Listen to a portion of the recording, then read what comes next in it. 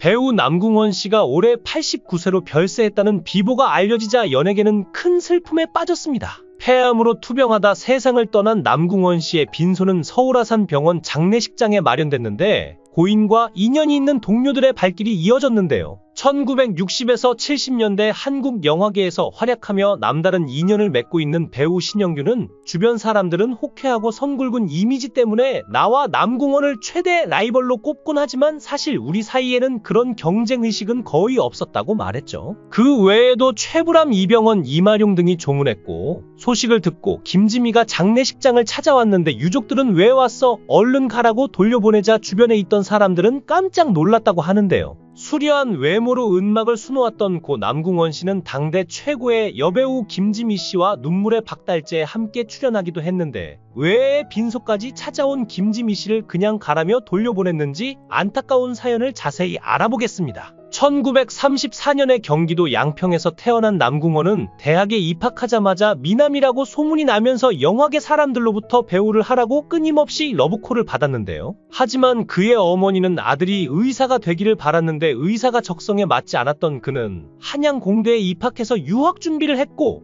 콜로라도 주립대학에서 전액 장학금을 준다고 통지가 오게 됩니다. 남궁원은 그렇게 미국으로 유학 가서 대학 교수가 되려고 했지만 갑자기 그만 어머니가 자궁암 3기 진단을 받고 투병을 하시게 되는데요. 당시 의사는 수술에도 가망이 없다고 했지만 남궁원은 어머니를 치료하기 위해 동창의 아버지였던 아세아 영화사 대표 이재명에게 찾아가 배우로 데뷔하겠다고 선언하고 큰 돈을 받게 됩니다. 그 돈을 치료비에 모두 쏟아부었지만 어머니는 3개월 후 안타깝게도 그만 세상을 떠나시게 되었고 남궁원은 어머니를 차마 보내드릴 수가 없어 병풍 뒤로 들어가서 드러누운 채 어머니를 끌어안고 내내 끼고 있었다고 합니다. 그는 어머니의 다리를 만지면 여전히 뜨끈뜨끈하고 하루가 지나도 뜨겁고 그래서 3일을 먹지 않고 계속 붙들고 있었는데요. 친척들은 그런 남궁원을 보고 저 새끼 죽는다. 제 엄마가 데려가려고 그런다라면서 떼어놓으려고 했지만 남궁원이 절대 떨어지지 않아서 어쩔 수 없이 5일장을 지내게 됩니다. 그는 후에 밝히길 당시 9월 초 아직 더운 날씨였는데도 어머니의 시신에서는 냄새 한 번 안 났다고 하는데요. 그렇게 너무 밤을 새워서 제정신이 아닌 상태로 어머니의 장례를 치르자마자 영화사에서는 촬영 날짜를 잡았으니 남궁원에게 오라고 연락이 오게 됩니다.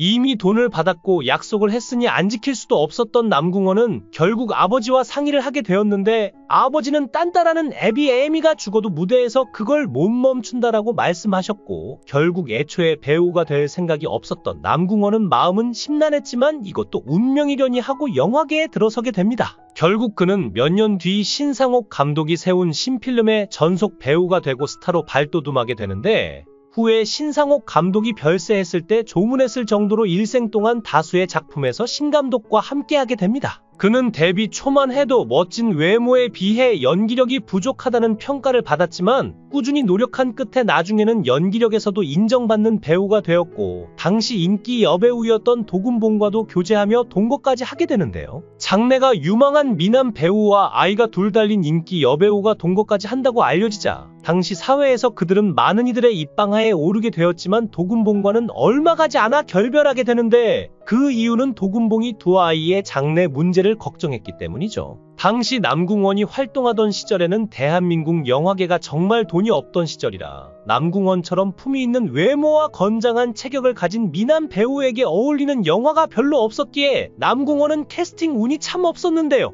1928년생이고 남궁원보다는 땀냄새 나는 한국적 남자의 외모를 가져 현대극과 시대극을 오가며 영화계를 풍미했던 신영균과 1937년생으로 젊어서는 반항적 청년, 나이 들어서는 고뇌하는 인텔리 역을 맡으며 주연을 도맡아 하던 신성일 사이에 남궁원이 낀 세대였기 때문에 그는 대형 배우의 외모를 가지고도 두 사람만큼은 각광받지 못했죠. 후에 남궁원은 신성일한테 질투 같은 건 전혀 하지 않았고 성일이가 영화배우가 되기 전엔 처음 서울 와서 고생도 많이 했고 또한 자신의 집에서 자기도 하고 정말 형제같이 지냈다고 말했는데요. 60년대와 70년대는 협객영화, 건달영화가 유행하긴 했으나 남궁원 같은 귀족적인 외모의 배우에겐 어울리지 않는 영화였고 양복이 잘 어울리는 서구적 외모와 큰 키를 가진 그는 조선시대나 일제강점기를 배경으로 한 시대극에서는 더욱 자기 자리를 찾기 힘들었습니다. 그는 이에 대해 평생 머슴 역을 한 번도 못 해본 것이 안타깝다고도 말했을 정도였죠.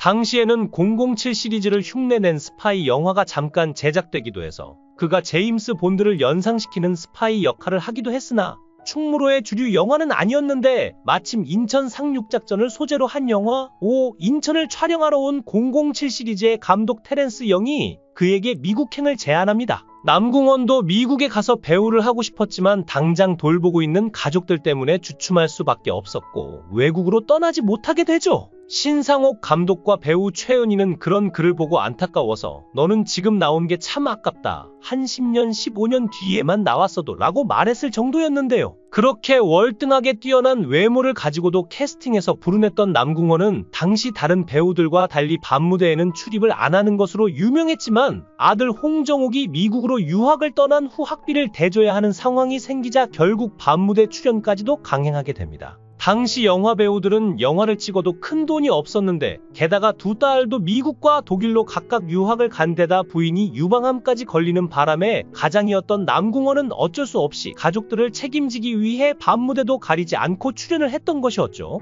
당시 그는 전국을 한번 돌고 오면 몇 천만 원이 생겼다며 그 돈이 하나같이 미국으로 갔다고 하는데요. 그러다 아들 홍정욱이 미국에서 고등학교를 졸업 후 한국에 왔다가 밤무대에 출연한 아버지의 포스터를 발견하게 되는데 아들은 영화만 하던 아버지가 밤무대에서 노래를 부르는 것에 깜짝 놀라며 아버지께 죄송스러운 마음을 가지게 됩니다. 또한 아내가 유방암 판정을 받기 전에는 남궁원에게 아내와 동반 CF 제안도 들어왔었는데요. CF 출연 계약을 한 후 아내가 암 진단을 받는 바람에 투병을 하며 수술 전날까지 동반 CF를 찍었는데 당시 아내의 나이는 남궁원의 어머니가 암으로 돌아가셨을 때의 나이와 같았기 때문에 남궁원은 아내가 혹시나 잘못될까 걱정이 돼 10시간이 넘는 수술 시간을 기다리며 눈물까지 흘리게 됩니다. 그는 가족들을 위해 밤무대뿐만 아니라 영화도 가리지 않고 출연했고 외계에서 온 우레메 시리즈나 로봇 태권브이 같은 어린이 영화에까지도 모두 출연했는데요. 또한 남궁원은 70년대에 명동의 빅보이라는 햄버거 가게를 개업해서 한국 최초의 햄버거 가게를 열기도 했는데 그때까지 햄버거는 미군 부대에서나 먹을 수 있었던 낯선 서양 요리였죠. 하지만 당시 한국인들에게 햄버거가 너무나 낯설고 입맛에 맞지 않았던 까닭에 채 2년도 안 되어 햄버거 사업을 폐업하게 됩니다. 게다가 남궁원의 시련은 이것으로 끝나지 않았는데 어느 날 한보도 매체는 남궁원이 명예회장으로 있던 다단계 업체가 의료기 임대 사업에 투자하면 투자금의 30에서 250%까지 배당금을 주겠다고 속여 1년간 5,900명에게 3,100억 원의 피해를 입힌 다단계 사기 사건이 일어났다고 보도하는데요. 당시 남궁원은 중국으로 출국한 후 귀국하지 않아 국외도피로 간주한 경찰의 체포영장까지 발부받게 됩니다.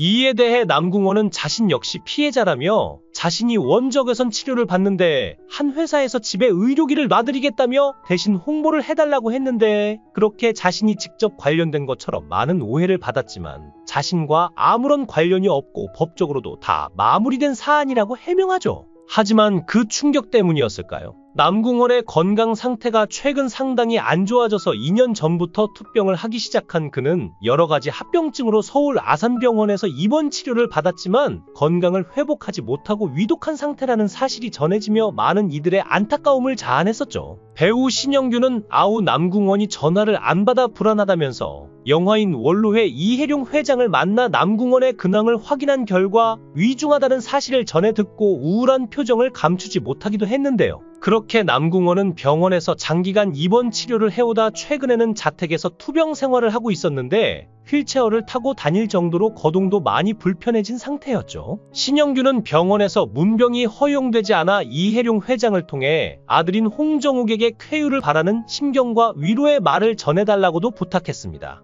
하지만 그렇게 쾌유를 빌었건만 남궁원은 결국 안타깝게도 삶을 마감하고 말았는데요. 세상을 떠난 배우 남궁원의 빈소에는 영화계 인사들의 발길이 이어졌고 영화 및 연예계 인사들 외에도 정몽준 아산재단 이사장, 김부겸 전 국무총리, 윤성민 태영그룹 회장 등이 빈소를 다녀갔습니다. 그리고 87세의 김지민은 고령임에도 먼 길을 온 것이 걱정돼 유족들이 그냥 돌려보냈다고 하는데요. 젊은 시절 어머니를 암으로 여의고 충격이 가시지도 않은 채 시작한 배우 생활이 평생의 업이 되었는데 배우로 인기를 얻었지만 가장의 책임을 다하기 위해 밤무대까지도 마다하지 않았고 그러다 억울하게 사기 사건에도 연루가 되더니 마지막에 자신의 건강까지 악화되며 안타깝게 하늘로 떠난 남궁원. 그가 이제는 하늘에서 편안히 쉴 수 있기를 빌며 삼가 고인의 명복을 빕니다. 영상을 끝까지 시청해주시고 귀한 시간 내주셔서 대단히 감사합니다. 구독, 좋아요 꼭 부탁드립니다. 더 좋은 영상으로 보답하겠습니다.